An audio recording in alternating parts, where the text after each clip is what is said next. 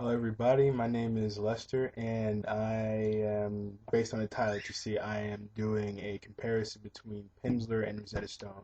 About a year ago, I did a review on Rosetta Stone, and at the time, that was the only program that I had.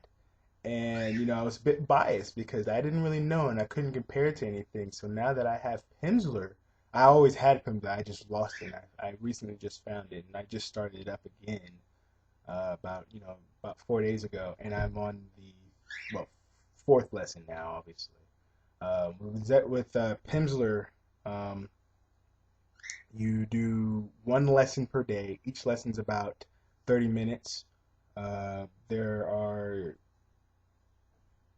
what 90 lessons in all, so that's 3 months worth of lessons. They're about 30 minutes, I said. And I at first when I first did Rosetta Stone, not Rosetta Stone, Pimsleur, about a while ago when I first bought it. Oh, I thought it was boring, and that's why I bought Rosetta Stone. And I had lost Pimsleur, and I was doing Rosetta Stone for a while, and I got really frustrated with it because Rosetta Stone it feels when it comes to the Japanese language, it feels more like high school again because it was cramming a lot of grammar down my throat again, and it didn't teach me phrases off the bat that I thought were necessary to be effective in Japan. And I've heard many stories before, people learning a bunch of vocabulary and you know cramming a bunch of verbs and nouns down their throat, and then they come to find out when they finally get to Japan, a lot of the stuff that you learn, especially all the vocabulary that you cram down your throat, doesn't really work. It doesn't. You don't use it on a regular basis, and that's what I feel Rosetta Stone does. Rosetta Stone does it all the time with this. Like the first CDs is full of this vocabulary. I know for a fact that I'm not going to use. How often do you say the word flower? Like, really? I mean, it's not so much just word flower. It's just it's the first few lessons, I guess, are just vocab, and a sentence structure. And I understand the sentence structure part, but I would rather have had them teach me hiragana and katakana because they just kind of throw you in the fire and expect you to memorize the characters, and you just can't really do it like that. The best way to learn Japanese is by writing it, and that's what I had to do. I bought another book for that. I have a video for hiragana and katakana, and that's the biggest knock for me because they just kind of throw you in the fire and expect you to memorize that stuff. Rosetta Stone's only really good for people who are learning Romanized lettered languages like Spanish, French, uh, German, Portuguese, stuff like that that uses Romanized letters like the English language. And it's easier that way because you don't have a big learning curve of trying to figure out what that character's sounds like. It was really difficult for me when I first started. I really quit the first time. I couldn't do it because it was like I want to know how to sound out words, and they attempt to teach you in Rosetta Stone, but they do a terrible job at it. They kind of teach you here and there, but all in all, like the first time I went through the first unit, I quit on the first unit because I couldn't understand anything. I couldn't sound anything out. So, I had to go and learn my hiragana kind of through this, and that's how I went through it again, and it was a lot easier. But again, some of the pictures that they were showing me, oops, fell over, Rosetta Stone were frustrating because the phrases that they were using didn't really explain what was going on in that picture. And I had stopped it maybe a few months ago, and then I found my Pimsleur again because I had lost it, and I found it, and I just started it up 4 days ago, and by far Pimsleur is a better program because they're teaching you they're teaching you all the phrases that you need. At least in the first book are just the basics to basically get you around Japan. It's like a phrase book with audio, um, and they break down each conversation because what it starts you out with a conversation. It lets you hear a natural native Japanese conversation, whatever language you're trying to use with Pimsleur, and they break it down almost word for word to break it down. And it's not like some simple mediocre language. It's like something that you would actually use to get a Japanese person's attention. And I haven't really got into depth yet, like with like asking for directions and stuff like that. I haven't got there yet, but it teaches you how to get their attention. Sumimasen, it means excuse me. Then if you ask a Japanese person, do you understand English? Eigo ga wakarimasu ka? Like stuff like that I can actually start a conversation with. Rosetta Stone just teaches me.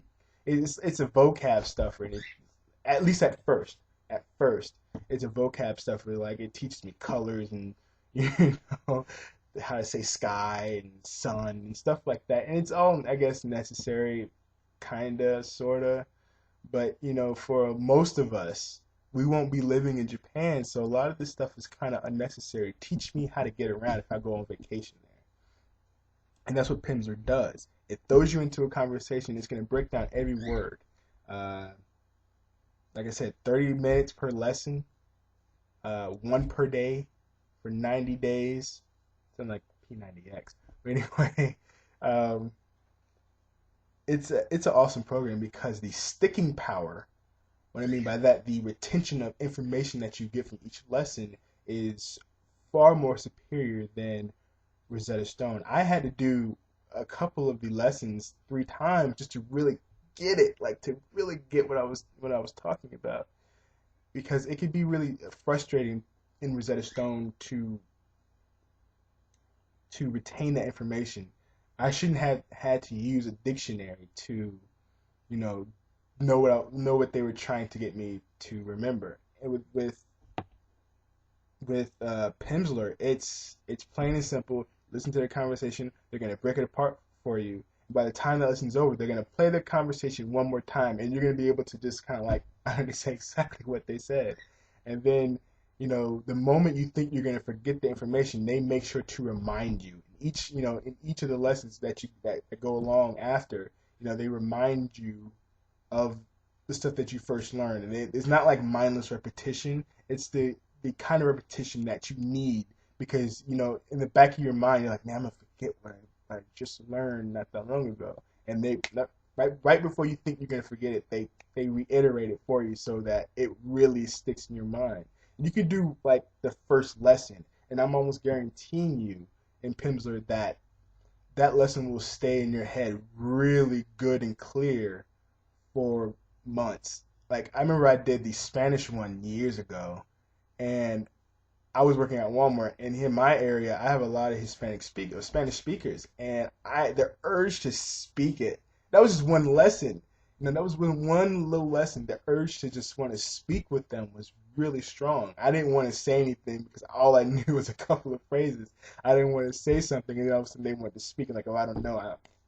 No entiendo. I don't know how to say that. Sorry, but the confidence that comes from using Pimsleur is so far more superior than Rosetta Stone because the retention information with Rosetta Stone is not high. If I was to give it 1 to 10 with the retention, I would say it's about a 3 or 4. With Pimsleur, it's almost a 10 because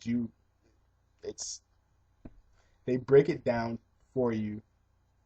Because Rosetta Stone, they said, well, you don't need it broken down. There's no need for translation. Yes, there is. It's hard.